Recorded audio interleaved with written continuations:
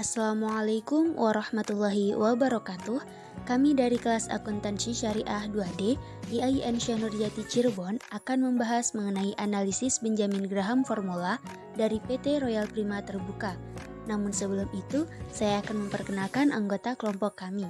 Yang pertama ada Putri Nurfadilah dengan NIM 21082054141, Isma Sabrina Nazia Elhansa dengan NIM 21082054148, Dania Hasanah dengan NIM 21082055154, Dandi Ricardo dengan NIM 21082055158, Lola Siti Nurholisa dengan NIM 21082055161, Fitria Ramadan dengan NIM 21082055177.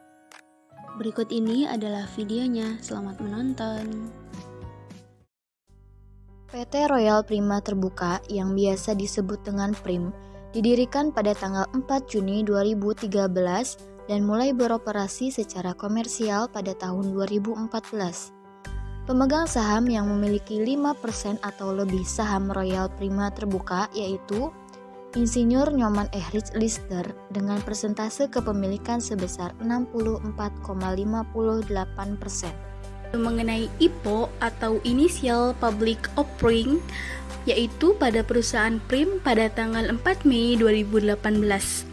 PRIM memperoleh pernyataan efektif dari Otoritas Jasa Keuangan atau OJK untuk melakukan penawaran umum perdana saham PRIM atau IPO atau Initial Public Offering kepada masyarakat sebanyak 1.200.000.000 dengan nilai nominal Rp100 per saham dengan harga penawaran Rp500 per saham disertai dengan waran seri 1 sebanyak 600 miliar juta dengan harga pelaksanaan Rp625 per saham. Saham dan waran tersebut dicatatkan pada Bursa Efek Indonesia atau BEI pada tanggal 15 Mei 2018. Berdasarkan anggaran dasar perusahaan, ruang lingkup kegiatan PRIM adalah bergerak dalam bidang jasa kesehatan. Saat ini, kegiatan usaha utama Royal Prima Terbuka adalah dalam bidang jasa rumah sakit, klinik, poliklinik, balai pengobatan, rumah sakit bersalin, dan poliklinik untuk ibu dan balita. Rumah sakit spesialis dan poliklinik spesialis antara lain rumah sakit atau poliklinik mata, THT, kulit, jiwa, paru-paru, dan kanker.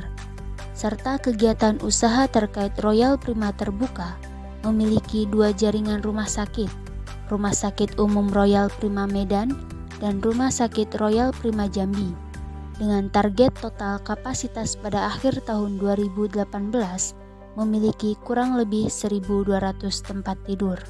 Keuangan perusahaan. Pendapatan di akhir Maret 2021 sebesar Rp96,11 miliar. Jumlah ini meningkat sebanyak 110,52% dibandingkan dengan tahun sebelumnya. Jumlah aset secara keseluruhan yang dimiliki oleh perusahaan PRIM atau Royal Prima pada tahun 2021 yaitu sekitar Rp1,13 triliun dan hutang yang dimiliki di tahun 2021 sebesar Rp167,11 miliar.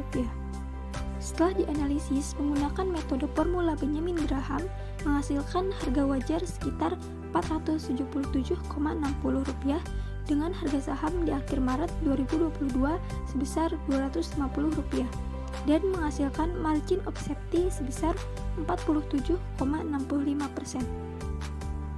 Berdasarkan hasil perhitungan metode Benjamin Graham tersebut, dapat disimpulkan bahwa perusahaan PRIM atau Royal Prima saat ini berada dalam kondisi undervalue.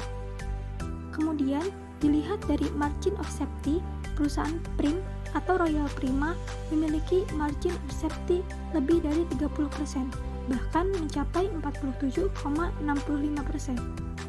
Artinya, perusahaan PRIM atau Royal Prima memiliki margin of safety tinggi.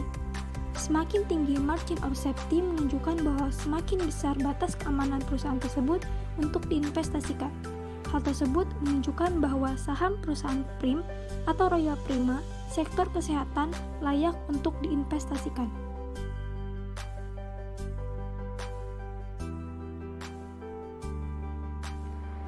PT Kimia Farma Terbuka atau biasa disebut dengan KAF adalah perusahaan keperawatan kesehatan terpadu. Perusahaan ini bergerak dalam bidang produksi, pengolahan, pemasaran, dan pendistribusian bahan kimia, farmasi, biologis, dan bahan lainnya di Indonesia. PT Kimia Farma Terbuka berdiri pada tanggal 16 Agustus tahun 1971.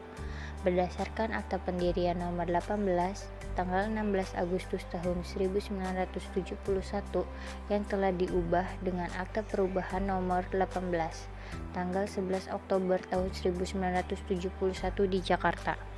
Pembahasan yang terakhir yaitu mengenai analisis perbandingan dengan perusahaan pesaing, di mana kami akan membandingkan PRIM dengan perusahaan pesaingnya yaitu KAF. Pembahasan yang pertama, di tahun buku 2020, DPS PRIM tidak ada dan DPS KAF juga tidak ada. Harga saham PRIM di tahun 2020 senilai Rp256 dan KAF senilai Rp1835. Dividen yield keduanya, perusahaan PRIM dan KAF di tahun buku 2020 tidak membagikan dividen yield. Selanjutnya, data-data laporan dari PRIM dan KAF. Di tahun 2011, PRIM tidak ada, KAF juga tidak ada. Di tahun 2012, PRIM tidak ada, KAF 36,93. Di tahun 2013, PRIM tidak ada lagi dan KAF 38,63. Di tahun 2014, PRIM minus 0,68, KAF 42,59. Di tahun 2015, PRIM 0,54, KAF 45,55. Di tahun 2016, PRIM 3,40, KAF 48,90. Di tahun 2017, PRIM 5,97, KAF 59,72. Di tahun 2018, PRIM 5,10, KAF 72,34.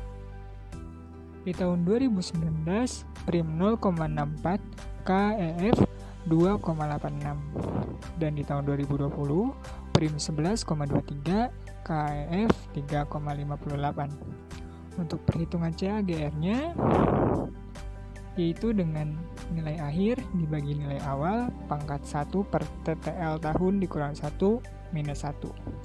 Untuk PRIM, nilai akhirnya yaitu 11,23 yaitu di tahun 2020 dan nilai awalnya yaitu 0,54 di tahun 2015. Untuk TTL tahunnya yaitu 6 tahun. Jadi didapat 11,23 per 0,54 pangkat 1 per 6 dikurang 1 minus 1. CAGR PRIM yaitu 83,48%. Untuk KAF nilai akhirnya yaitu 72,34 di tahun 2018 dan nilai awalnya 36,93 di tahun 2012. TTL tahunnya yaitu 7 tahun. Maka didapat KAF 72,34 per 36,93 pangkat 1 per 7 kurang 1 minus 1. Maka CAGR KAF yaitu sebesar 11,35%. Selanjutnya untuk kuartal, di mana kuartal 1 perusahaan PRIM di tahun 2021 yaitu 5, di tahun 2022 yaitu 5. Untuk Q1 di perusahaan KAF di tahun 2021 yaitu 3, di tahun 2022 yaitu 3. Untuk Q2 perusahaan PRIM di tahun 2021 14, di tahun 2022 14. Perusahaan KAF Q2-nya di tahun 2021 7, di tahun 2022 juga 7.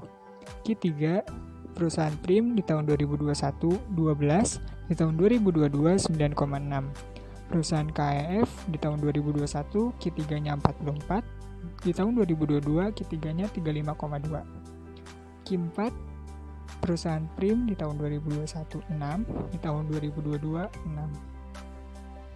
Q4 perusahaan KAF di tahun 2021 minus 4, di tahun 2022 minus 4.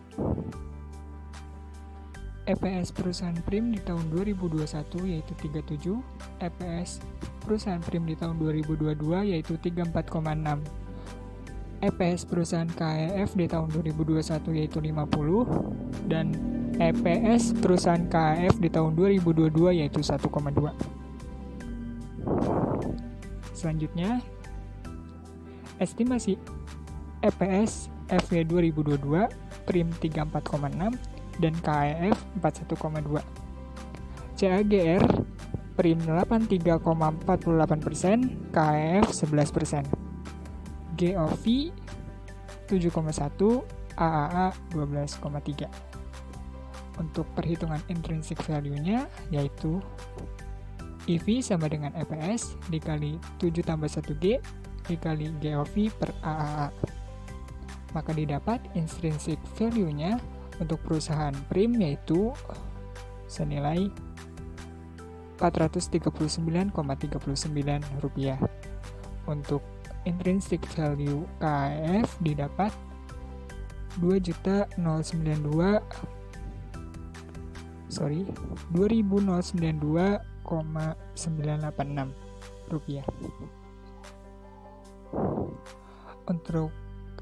Untuk intrinsic value dengan hitungan EV sama dengan akar 22,5 dikali BVPS dikali EPS, di mana BVPS Prim yaitu 293, sedangkan BVPS KEF yaitu 1286. Untuk EPS Prim 34,6, KEF 41,2. Maka didapat intrinsic value Prim yaitu Rp477,60 dan KEF senilai Rp1.091,843.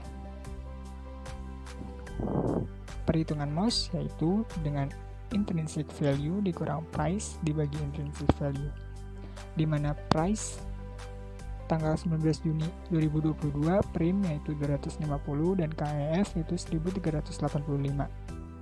Hasil intrinsik yang mendekati Prim 477,60, KEF 1091,843.